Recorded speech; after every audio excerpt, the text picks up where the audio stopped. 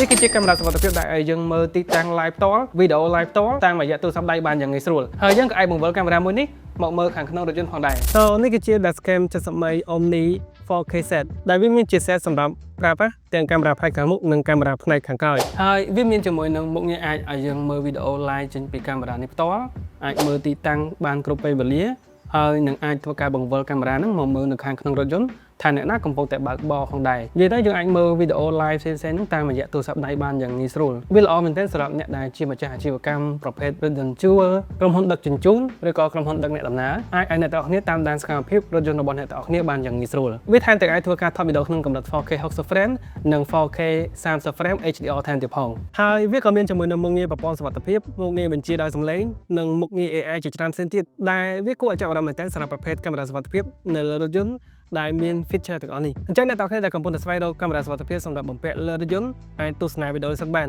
ថាមិនត្រូវកាមេរ៉ាសុវត្ថិភាពមួយនេះគឺជារបស់មួយដែលអ្នកទាំងអស់គ្នាកំពុងតែស្វែងរកយូរមកហើយដែរអូខេនេះគឺជាវីដេអូដែលយើងថតចេញពីកាមេរ៉ា70 megapic dashcam Omni 4K set ដែលអ្នកទាំងអស់គ្នាអាចមើលឃើញនៅលើអេក្រង់នេះបានវាគឺបង្ហាញ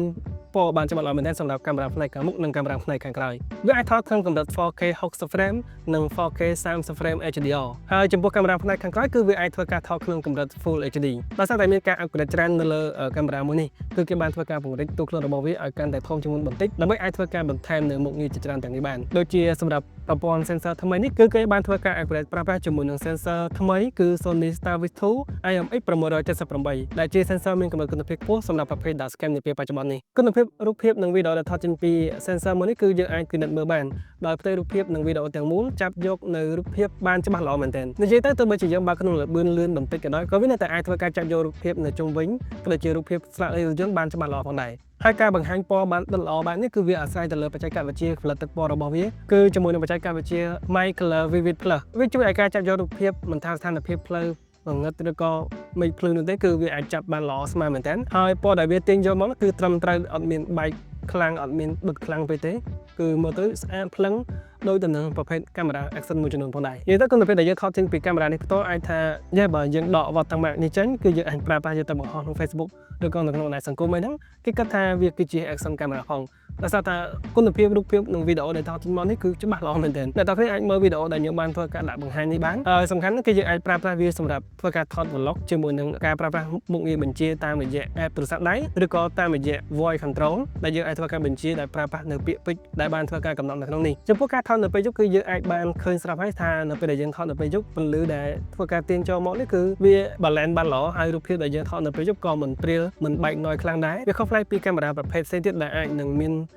ក្រប noise ច្រើនហើយនឹងលែងឃើញ detail តែម្ដងហើយសម្រាប់ការថតពេលយប់នេះគឺវាមានជាមួយនឹងមុខងារជំនួយផងដែរគឺ 70 megapic Night Oil Vision ដែលវាជួយឲ្យការទាញយកពន្លឺនៅពេលយប់ហ្នឹងកាន់តែមានសភាពច្បាស់ល្អមួយកម្រិតទៀតបើយើងប្រៀបធៀបជាមួយនឹងមុខងារដែលមិនមានជាមួយនឹង 70 megapic Night Oil Vision នេះគឺវានឹងឃើញពន្លឺនឹងអត់ស្មើបានភ្លឺច្បាស់បែបនេះទេកាមេរ៉ានេះគឺផ្ដោតសំខាន់ទៅលើការប្រើប្រាស់នៅក្នុងមុខងារជាច្រើនហើយអ្វីដែលខ្ញុំកត់សម្គាល់ឃើញនោះគឺថាកាមេរ៉ានេះគឺស័ក្តិសមមែនទែនសម្រាប់បងប្អូនដែលមានជាអាជីវកម្មប្រភេទក្រុមហ៊ុនដឹកជញ្ជូនក្រុមហ៊ុនដឹកអ្នកដំណើរឬក៏បងប្អូនដែលមានជាមួយនឹងប្រភេទរថយន្តជួលគឺថាមុខងារដែលមានលើនេះគឺវាអាចធ្វើការតាមដានបានស្ទើរតែទាំងអស់ដែលជាអ្វីដែលបងប្អូនជាត្រូវការហើយដោយសារតែបងប្អូនអាចមើលវីដេអូ live ផ្ទាល់ពី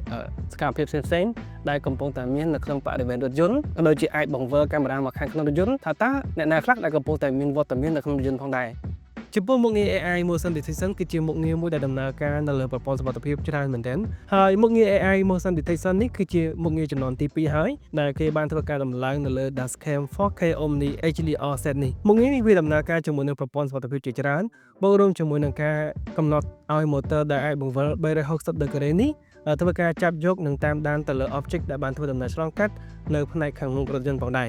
រហើយមុខងារ AI Motion Detection នេះវាដំណើរការបានល្អជាមួយនឹងការដំឡើងនៅ 70 megapic 4G Hardwire Kit ហើយបើទោះបីជាយើងចោលរថយន្តចោលក្តីក៏មុខងារ AI Motion Detection នេះគឺវាអាចដំណើរការបានផងដែរហើយសម្រាប់ការដំឡើងនៅដុំ 70 megapic 4G Wire Kit គឺយើងអាចបើកជាមួយនឹងមុខងារសម្រាប់ធ្វើការតាមដាននៅក្នុងកម្មវិធីទូរស័ព្ទដៃបានជាច្រើនផ្សេងទៀតដែលយើងអាចធ្វើការតាមដានចាប់យកទីតាំងរបស់រថយន្តទទួលសារដំណឹងពីហេតុការណ៍ផ្សេងៗដែលបានកើតឡើងនៅក្នុងបរិវេណរថយន្តក៏ដូចជាទទួលបានជាមួយនឹងព័ត៌មានជាច្រើនផ្សេងទៀត ដែលវានឹងធ្វើការ add បន្ថែមនៅក្នុងកម្មវិធីចិត្តសម័យ Global ផ្ទាល់តែម្ដងសម្រាប់កាមេរ៉ាថ្មីនេះគឺមានជាមួយនឹងបច្ចេកវិទ្យាថ្មីមួយដែលគេឲ្យឈ្មោះថា Lumi Vision ដែលមុខងារបច្ចេកវិទ្យាថ្មីនេះគឺវានឹងបើកដំណើរការបាននៅពេលដែលយើងចូលចតហើយវានឹងធ្វើការថតវីដេអូនិងរូបភាពនៅក្នុងទម្រង់ជា